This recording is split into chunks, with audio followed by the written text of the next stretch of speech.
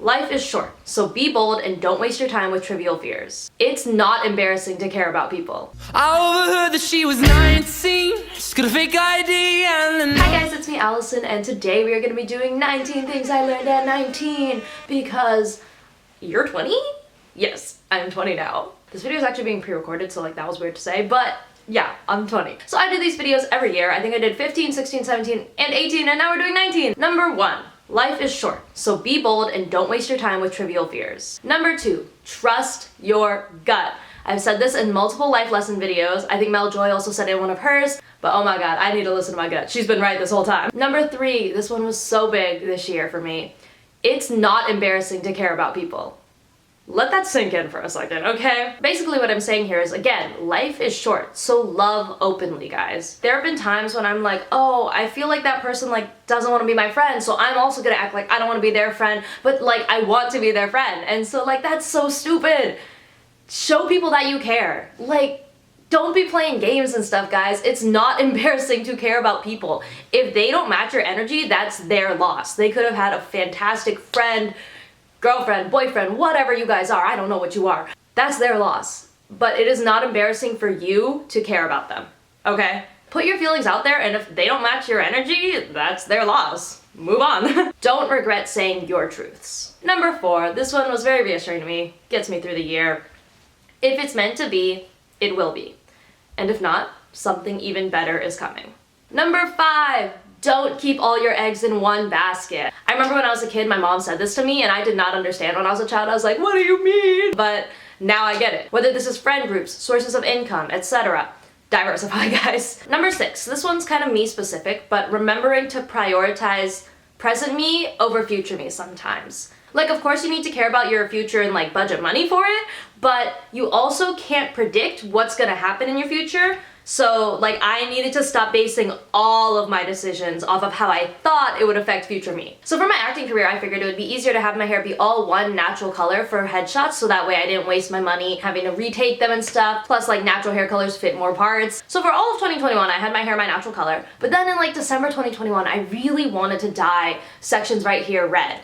But I was like, no, my career. But I'm a very busy person, so I was like, I don't know when I'm actually gonna get my headshots taken. I don't know when I'm gonna have time to work on that. So I was like, bro, let's prioritize current me's happiness, which would be from dyeing my hair red, over what I think future me needs. So I did dye my hair red there. It made me really happy. I actually had to dye it back though when I got my job at Disneyland, but I didn't know that was coming. So you can't predict your future. Number 7, this one I feel like will be really helpful to certain people I've met.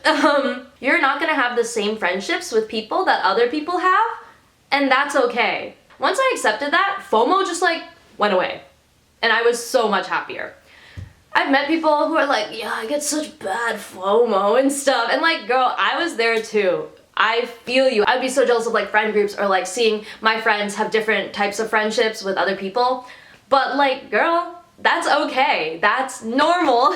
Like, you don't have the same friendship with all of your friends. There's like different types of friendships, I guess. And so once you accept that fact, your FOMO's gonna go away, bro. Number 8, oh my god, this gets me through life. Rejection is redirection. Oh my god. I love, love, love this phrase because it is so true. Rejection just means it wasn't meant for you at this time, and that's okay. You're gonna move on to something even better for you. Number 9, the right people won't make you feel like bleep. Notice how your energy is affected around different people. This is kind of like in high school when I thought I was just sad at everything. I didn't feel happy when I was in color guard anymore. But then I went and did like key club stuff for my singing lessons, and I was like, wait, I'm happy here. And I was like, maybe it was just the one thing. So if like you're around people and you just feel terrible about yourself or just terrible in general, but then like you go hang out with other people and you're like, I don't feel bad around these people. Notice that. I saw a TikTok comment once that said, don't try to match their energy. Maintain yours and the right people will come. Number 10, real friends can get through obstacles in the relationship. So if something's gonna bother you, then be honest. Don't worry about it being awkward for a little bit. It's better than letting bad feelings fester. I'm a very honest person. I think it stems from childhood trauma. No, I'm kidding. Well, no, I'm not kidding. It definitely stems from my childhood and what I like witnessed around me. Most of the time, I like to just say how I feel. I think it's a lot better than just letting resentment build up in you against a person. If you're worried about it damaging a friendship, then that friendship might not be meant to be, because real friends will be able to come back stronger from debacles, debates. I don't know how to word that. I think the best relationships can survive hardships. Like, yeah, it might be a little awkward for a little bit, but I've had this before. Like, the best friendships, relationships, they've come back stronger after you talked out your feelings. Number 11, take other people's advice with a grain of salt. I do get good advice from people sometimes, but also they're not you and they're not in the situation. Again, trust your gut. I would say take a little mixing pot and take in some of other people's advice and then a lot of your own feelings about what you should do. They're giving you what they can from their experiences, but they're not you. So take their advice with a grain of salt. Number 12, this one was me specific, but while I was 19, I learned that if I put in the work, I'm gonna make it.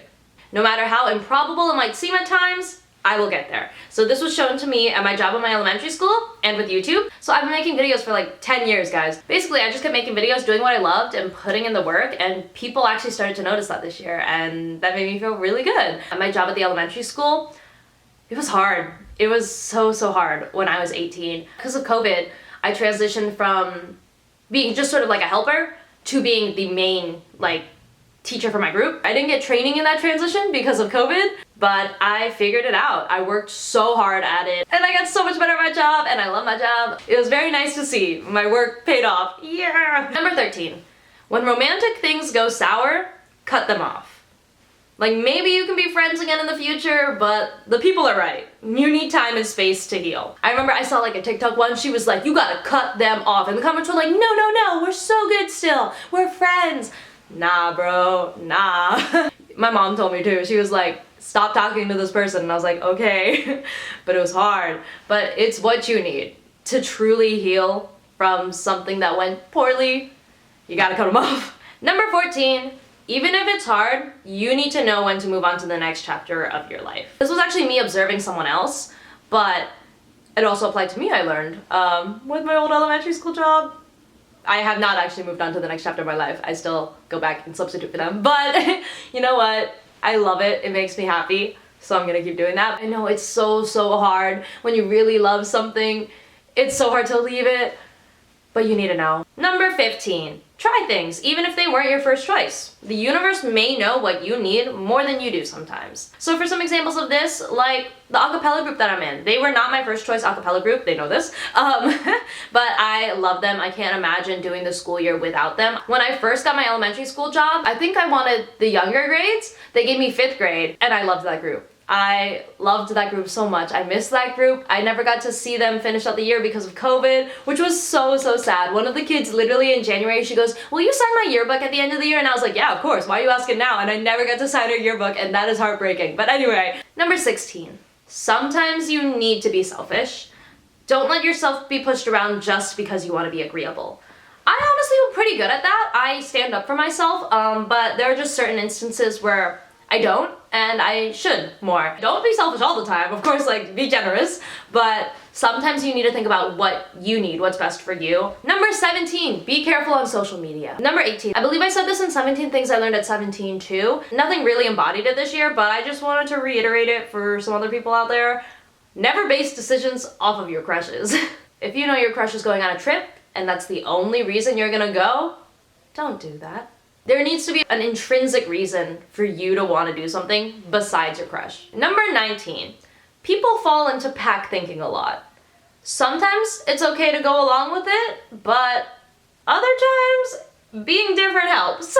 One example of this, people like to form lines.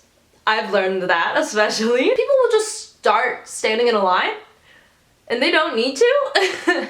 I went to like some bathroom somewhere in some public place, and there were a ton of stalls, right? People just formed a line even though there were open stalls. Like, nobody thought to test them until I went and tested them. Alright guys, those are my 19 life lessons that I learned at 19. I hope you enjoyed this video, and I will see you in my next one. Bye guys!